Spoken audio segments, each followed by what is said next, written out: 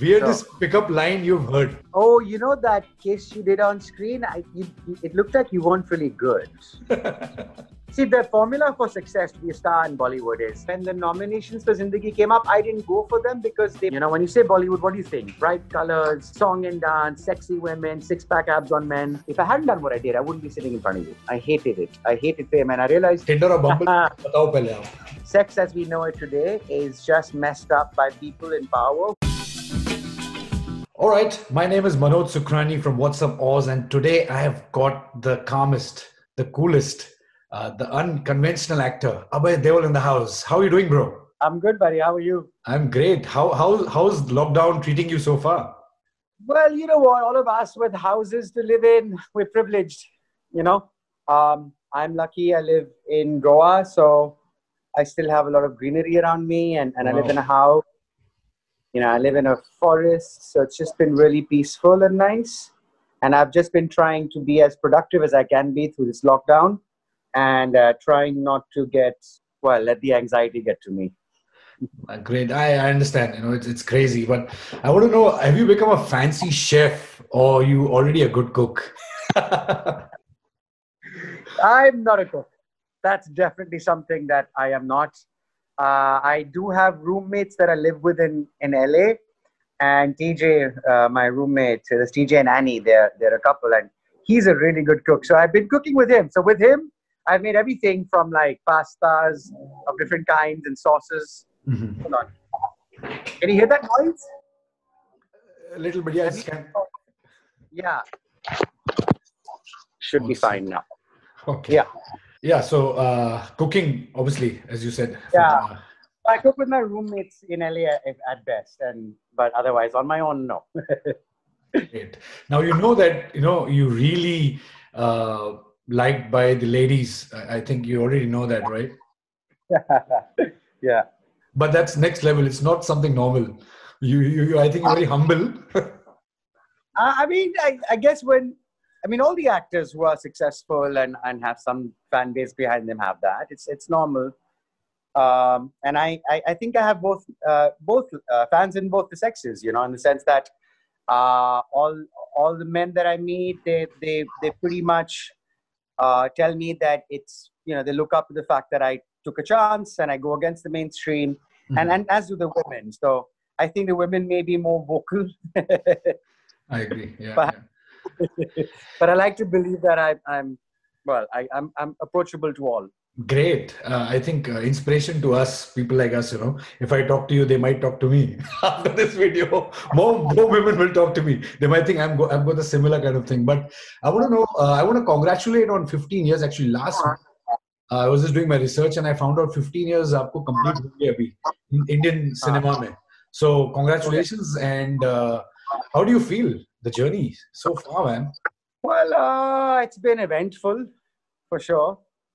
To say the least. There's been lots of ups and downs, but thinking about the fact that I've been around for 15 years is comforting in a way, because I find myself patient with things I never was with before. I found myself more diplomatic. I find myself more secure. So I'm really happy that it's worked out the way it has. Of course, we make mistakes. And hopefully you learn from them. So I'd like to believe I have 15 more years. So let's see. More than that, who knows, But I think Zindagi Na Milegi Dobara, I have to mention this, Abhay, because your character in that movie has given so much hope to people. And even in relationships, like people think twice. I don't know. I went to Europe last year because after seeing that movie, and it happened after 10 years, almost 10 years to Zindagi Na Milegi Dobara, right? It's 2011. Yeah. 8 years or something. So what do you think on that? What do I think about the time that's gone? I mean the movie, like, Zindagi Na Milegi Dobara, when you look at it. Well, I loved it from the word go. As soon as I read that script, I was like, I'm on. When Zoya and Rima had come to see me on a set that I was working on, and I really wasn't expecting what I got. And I literally told them, thank you for thinking about me, because I want to do this film. It was eventful. It was 3 months in Spain. We worked an average of 12 hours a day. but it never felt like work. It was one of those unique experiences that I don't know if that'll ever happen again, where work didn't feel like work. Everybody was having a great time and they were doing their work, to the best of their ability. There's a lots of camaraderie on the set. So it's nice when that happens. And Rare. I can tell you a lot of people, like till today we can watch it as many times. So I think your character has, it's left some mark on us. But I thought everybody who's watching this, they'll thank me for asking this question. But your new film, which is you're producing as well, what are the odds? I think I spoke to Karan and Yashaswini yesterday, and tell us about the movie, which is coming on Netflix, which is already out, I think. Yes. Yeah. So my latest film that I've produced. I have done a role in What Are the Odds? It's called What Are the Odds, but my main role was of a producer. Me and Film Caravan teamed up to make this movie. It's gone live on Netflix on the 20th of this month of May. It's something that you just have to watch and experience. It's whimsical, it's quirky. It's what I like most about it is that it shows a real frank and honest take on the youth in India today, shows them in the way they are, and it doesn't get preachy, but at the same time, it does, in the most subtlest, quirky manner, bring out the kind of issues that teenagers coming of age go through. And so that's what I really liked about it. The music is it's rock music in English.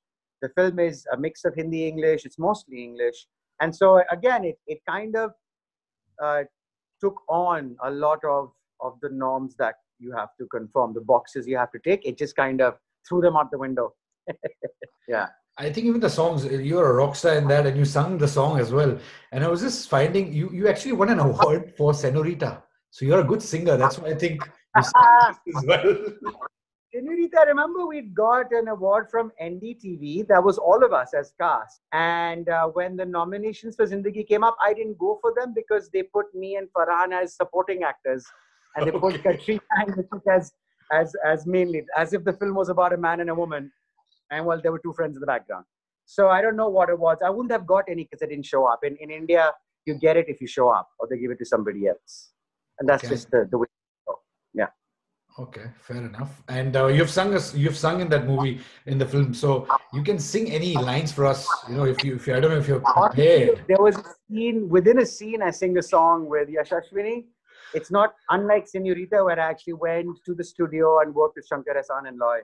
This is not that. This was in a scene I sing. So yes, I have sung, but I wouldn't. It was nowhere the scale and scope of Zindagi. And I don't consider myself a singer. I really am not. Okay, fair enough. And what do you think of Hindi cinema? And not Bollywood, because I know it's Indian cinema versus the OTT platform. At the moment, and there's so much content out there. What is your take on that? Like, where do you see the industry going in? Well, it's kind of going to be a similar graph as to what happened in the US, for example, with Netflix, and when they first came up with House of Cards, it kind of challenged the formula in Hollywood, not just the formula of stories, but what conventional casting looks like. A lot of people of color got a chance to play meaty roles because of the OTT platforms. A lot of good drama came out because they didn't have the constraints that a studio would put upon a narrative, a story, and casting. So it just kind of changed the game. And it gave voice to a lot of people who wouldn't have been given that voice. It gave a chance for ideas that would never have been made before. And that's similar to what's happening in India. The difference between India and the US is just that we are more communal people. Like we're all about the community, and we're more about tradition.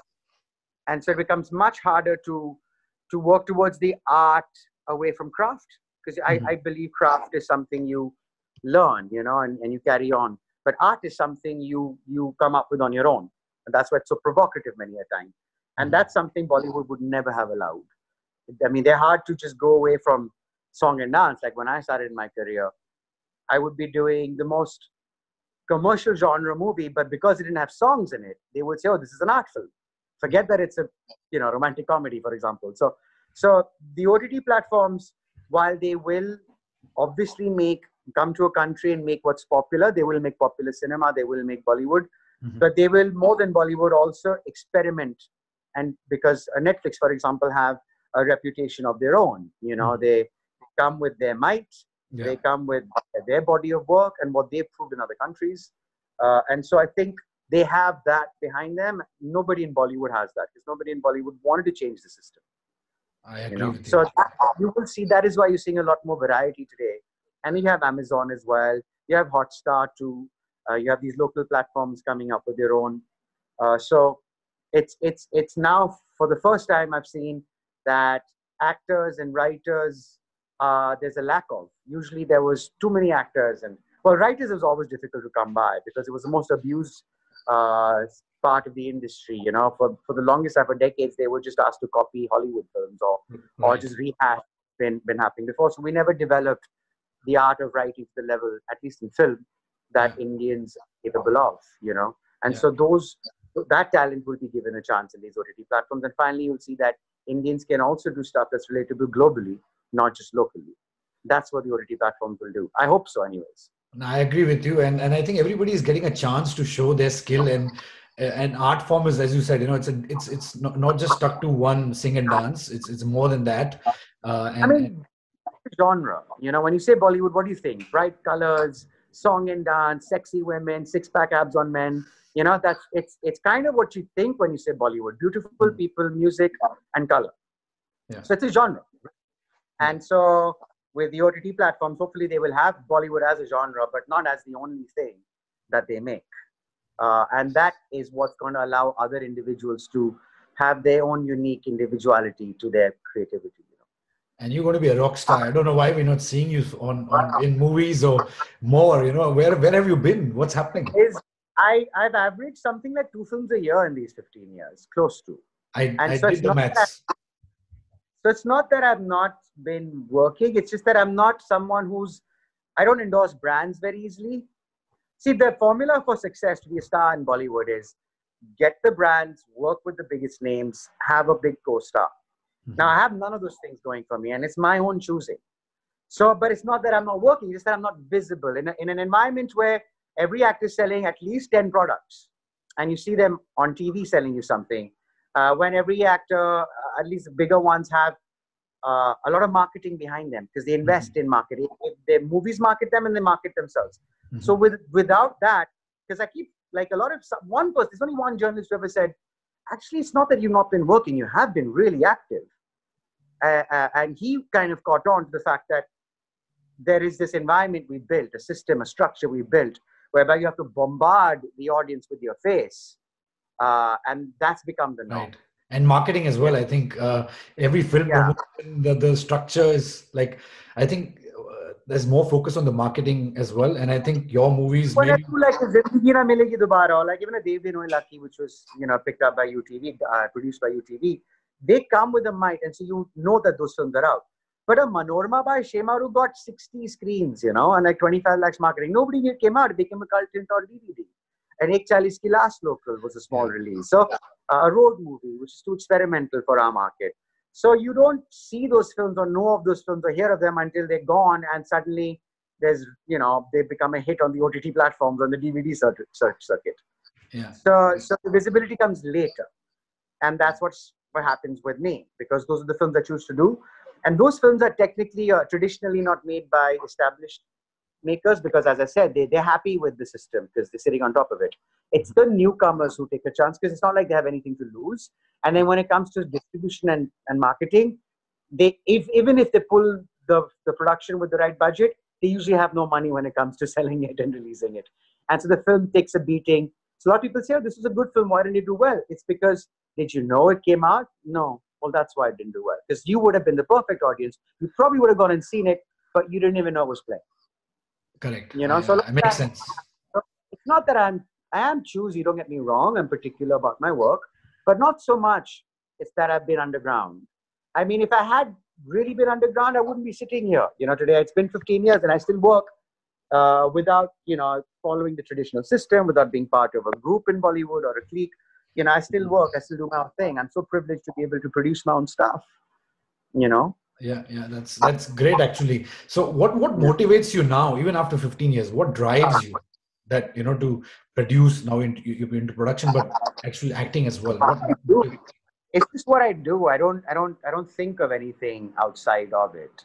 It's just what I do for a living, and I put myself out there and took a lot of risk in many things and in many ways. And there's still people trying to break into the scene, and that's why I end up working with debuts all the time. And so I thought, well, why not? If this is how it is, at least I am where I am out of my choice. No, fair enough. And what have you? So people, who are watching this, it's a long journey it takes, and it's not easy to sustain as an actor as well. So, Yeah. what have been the darkest moments in your life, and how have you overcome it? Because you look to us a normal, simple guy who just comes and just makes magic on screen, without even saying words sometimes. It's what has been my darkest? Oh, well, you know, 15 years ago, the first 5, 6 years, when I came out with my early work, which people appreciated, Manorma and Oilaki and Devdi and Road Movie and Sochanatha and all of those films, Ek Chalis Ki Last Local, those, when I was actually quietly doing my work and I was constantly being told I will not survive for very long because they were films not with any big names associated or attached, big budgets, and of course they weren't formula, most of them. Mm-hmm. So when they worked, suddenly there was an opening for me to work with the bigger names. Mm-hmm. But they wanted me to just do what they wanted me to. They wanted to mold me in their image. And I think that's when I really started to feel down, because I was like, well, the only reason you're talking to me is because I kind of went against your ideal or your understanding of what works. Mm-hmm. And now you want me to conform. No, I won't, because if I hadn't done what I did, I wouldn't be sitting in front of you. And you should kind of at least recognize that. You know, I'm not even asking you to respect it. I'm asking you to recognize it. And when that didn't happen, and then things went back to even the directors I worked with who were happy to take a chance and all, they went into the system too, because I realized the poor guys, I mean, it's not like they were, even though they were critically acclaimed and they make some interesting stuff, they still had to come into the system, and they did. And I think that was probably my darkest time, because I realized that I thought just like everybody has their clique, I would have my clique, if you can say, for lack of a better word, the one that was pushing and raising the bar, but it just didn't happen. It was each man for his own. And when realizing that, you know, you're in it on your own, unless you obviously, you know, play the game a bit, which I wasn't capable of. I think a lot of it was because of my background, where I come from. I grew up looking at fame. It was, you know, with my Tayaji, you know, with my brothers, and seeing the world around them put me off fame. I hated it. I hated fame. And I realized you shouldn't hate anything. You don't have to be in one extreme. Mm-hmm. And that's something I've learned over time. But when I was going through that phase of hating it, it was terrible, because I was like, I don't want to be a star. I just want to act. But why can't I get the scale that I want? Why can't my work speak for itself? I mean, there was too much idealism there. Right. And no one there to guide me to say that idealism and passion is all very good, but it can be destructive if not channeled in the right way. So how did you get out of it? How did you get out of that mindset? What did you do? I have a great set of friends around me. I have a very strong family. So, you know, you start to count your blessings. When you look at the world, like, I know stardom very intimately. You know, having grown up around it, having had a taste of it myself, I feel worse for the stars, honestly, because even I would not have been authentic had I played the game. I don't think so I would have. Because you can't help but be affected by the environment around you. There's so much pressure. There's so much insecurity. And this is not just Bollywood, it's Hollywood too, for that matter, that it becomes surreal. People around you, you start to focus on those who just conform. And I didn't want that happening with me. So I looked at those things in my industry, outside of the fact that even if I wasn't successful, at least I'm lucky. You know, this world is a cruel place. You could be a man in Syria today. You could be someone who's in, you know, you could be poor in the US, which is also not a very nice thing to be. Agree. You know, yeah. You have to put yourself in perspective and realize that you're just making it about yourself, and just get over yourself. Yeah, and I think what I got from what you're saying is just be organic and do your thing, and don't go by a certain process. I think that's what you found your own journey regardless of what was happening, at the It's time you were important, growing up. at least if you're not going to be out there telling the world who you are, you have to at least be true to yourself. Like, be authentic to yourself. Like, this is what I'm doing. Why am I doing this? What good will come of it? Am I willing to sacrifice this to get that? And move with awareness. That's it. I mean, you can't get preachy. Each individual is different, but just move with awareness. There's no right or wrong as such. Tomorrow, if you have to compromise to get that job and you're okay with it, then that's fine. There's no hard and fast rule in this world. Right. I always think that, wow, people, for example, for a regular person, sex work is probably the lowest of the low thing that one can do. But then I look at workers, and then I look at heads, CEOs of companies that have destroyed the environment and actually displaced people and killed them. And I don't know anymore if a CEO is better than as a human being than a prostitute who at least gives pleasure to people. You know what I'm saying? So this world, to start defining right and wrong, by what people put out there. A man who you respect makes tons of money, may be really destructive for this planet, and a woman who satisfies the needs of men may actually be doing the service. At least she's not being destructive. I agree. And the times we are in... human trafficking, don't get me wrong, there's that too to consider. But you know what I'm saying? Yes, that there's no right or wrong. You need to find your truth, be authentic to yourself, and then move forward. So that you're not too hard on yourself either. Just because you feel compromised some way in some sort, it doesn't mean you are not who you are. Right. You can still be who you are. Don't go by the rights and wrongs by what society teaches you. As long as you're not creating any violence towards others and to yourself, you're fine. Yeah, just be compassionate towards yourself and others. I think that's and I think believe in yourself. You want people to treat you, treat them. Right. And in these times, what keeps you sane? Do you do anything for your mind and body? What keeps Abhay Deol fit mentally as well and physically? So what do you do different? I have like sorry. Let's just put it this way. We don't live in a normal society, a sane world. We live the most unnatural way that mankind has ever lived. Right. So nobody's normal. So why am I looking at this abnormal society to define what is normal? Find your normalcy. Okay. So you don't do any meditation? Are you into something? I don't know, yoga? No, I swim, I cycle, I do yoga once in a while. I don't meditate as much as I should. I always keep learning. I mean, I love my work, so that's one big advantage. So work for me isn't actually a job. It's not work. It's what I do because I choose to do it. And I'm very happy and privileged to be able to do so. So that keeps me sane to begin with. And I think a lot of insanity sets into people when they are, over the years, realize, what is my life worth? I walk in and out of an office every day and this is not who I am. That becomes more difficult when you have to when you feel like you're just a cog in the wheel. Again, one can come to that too because you're not. But I'm just saying that there are levels of obstacles that people have in front of them.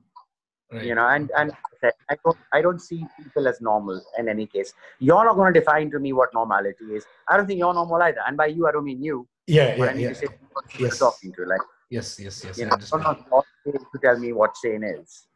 Okay, fair enough. I want to know who's your favorite actor, or who do you idolize or look up to? I don't have any idols. There are actors I admire. Two of them are dead. Philip Seymour Hoffman and Peter Sellers were probably my most favorite. Okay. Of all time. Now let's get into a little bit of fun. This was more serious stuff. I hope your hand is not paining holding the phone in your hand. I'm conscious of that. What is your travel schedule like, or do you like to travel? What do you like to do, like in your normal routine when lockdown is not there? What happens? I love traveling. I mean, I can't sit in one place for too long. In this shutdown, because I'm in my house, I'm in Goa, I'm pretty okay. But yeah, I can't. In the last 10 years, I don't think I've actually been in one place for more than a few months. Okay. All right. And I love it that. Yeah. That's nice. So I want to know, are you on Tinder or Bumble? And what do you think of relationship these days? Even your movies, the film talks about it. So, Tinder or Bumble? Batao pehle aap. Instagram. That's as far as my social. Okay, and what do you think of relationships these days? What do you think? Because, the times we are in, love is just on a click, right? Swipe right, swipe left. I don't, not love, maybe lust. So, what is your thinking on that today's times? I mean, both are part of the human psyche. Lust is, as is love. And again, everything that I've been telling you is to look into your own self and see what it is that would make you happy, and is it destructive? You see, and then destructive too, you have to go in to see whether it really is or it is not. So if you can have sex and not attach love to it, and you're fine with that, then that's fine. Just make sure that the person you're sleeping with also feels the same way.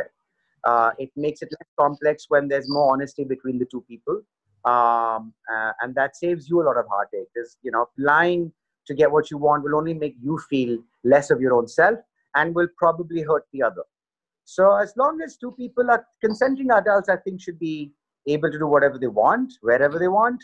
In this age of social media and technology, where you can swipe left, right, whatever, get late, so be it. I mean, good, no? I mean, it's easier to find someone than ever before. I just think that what the irony is that, as we get more and more populated and things get easier, we feel more and more isolated. Mm-hmm. So there is that, because, right. There is also a thing. If some people need a connection, and if you're that person, don't try and just pretend like you're not. Then find someone who's like you. Some people feel like, oh no, I just have this libido, and I just wanna do your thing. Yeah, I'm not using it as a bad word, in a sense. But what I'm trying to say is that you're that person, and so be it. Find someone who's like you, right? Because sex has been demonized to manipulate. It's a well-known, recorded fact. Christianity used sex as a sin so that they could control the person. They in Hinduism, we don't have that. We don't have that concept of sin with sex. I mean, our gods and goddesses sleep with each other all the time, and exchange partners. Krishna had thousands of lovers, there are gods cross-dressing. And so it's like there's a celebration of human sexuality there if you look deep into it. Okay. And so sex as we know it today is just messed up by people in power who wanted to use it as a tool against you. So redefine what it is for your own self. So whoever's listening, listen to Abhay Deol. Main thing is, as long as you're not harming yourself or others, that's the main thing. Am I harming you? Am I harming me? So for example, if you can, like I said, separate sex with love, you will know whether you can or not, if you're honest to yourself. And there's nothing wrong if you can. There are people who do, and they're fine. They're better off being on their own. Fair enough. That was a good answer. I think I want to know, a lot of people have asked me before this interview, can you ask Abhay, what is his relationship status? I'm like, I don't know. It depends. If you would like to share it, if he's comfortable to. So what is it? And what are the odds of you getting married as well? I'm in a relationship with the planet. Okay. I'm married to the planet. Okay, fair enough. Now we'll go to a quick rapid fire, and it's more fun. So I'm going to ask you a question, and it's similar to that. I मैंने धर्म जी के साथ भी खेला था, and he was too good in that, man. He was next level, and that was my first interview, and he nailed it. So we'll start now. Are you ready? Brace yourself. Yeah. I'm not trying to be Karan Johar, but okay. Who's your favorite actor on OTT platforms and your favorite series? Oh no, Telecrime for series and Shefali for actor. Great choice. If you could interview someone, who would it be? Wim Hof, for sure. He's a guy who does this breathing thing. Deepak Chopra, I guess you could say. There should be a few. Charlize Theron, why not? Dame Judi Dench, Daniel Day-Lewis. Nice. I don't know. Okay. If you were not an actor, who would you be? Or a producer? I don't know, man. I would be miserable. Okay. Craziest thing you have done so far? It's not for me to share with you. Shareable. I mean, okay, fair enough. But I rejected the system and spoke truth to power. Okay, fair enough. I'll take that. Now, vada pav or pav bhaji? I'm from Maharashtra. Vada pav, yes. I'm from Pune, but yeah, I love vada pav as well. Pasta or pizza? Pizza. Veg or non-veg? Non-veg. Airbnb or hotel? Hotel. Weirdest pickup line you've heard? Like you've got somebody's told to you. Oh, you know that kiss you did on screen? It looked like you weren't really good. So I then had to, of course, prove it to her that I'm a good kisser. And that was pretty smart. I was like, I got used. That's good. One thing you would like to go back and change in your life? Hey, I wouldn't be who I am today if I had nothing. Nothing, okay. That's a good answer as well. Dumbest tip someone has given you on acting or in movies?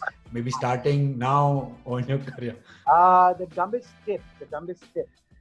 This is rapid fire, no? Yeah. It's you can like rapid fire. You can elaborate. We'll take. That's okay. Get your dancing shoes on. Dancing shoes, okay. So dance tip, maybe dance more. I think that's what they must have told you. Yeah. Favorite destination? Take growth hormone. Favorite destination? Travel destination? Favorite? I would say Goa. Goa is really good. I love it as well. I was there in December. And post-lockdown, where would you like to travel? The first place you want to travel? Post-lockdown, I think I'll probably go back to LA. LA. But thank you so much, Abhay, for connecting. You were really amazing on the show. And, thank you for giving us time. And best of luck for everything you do, all the endeavors. And it feels really connected because, as I told you earlier, our channel started with Dharamji, and then Robbie came to Melbourne, and then Isha and Bharat. We all connected, and now it's like a full circle. So thank you so much. Thank you for having me. Hi, my name is Abhay Deol. You're watching me on WhatsApp. Also, please like, share, and subscribe. If you're in Melbourne next time, let's catch up. I don't know whenever this will open, and we'll maybe host you down. But thank you so much for your time, man.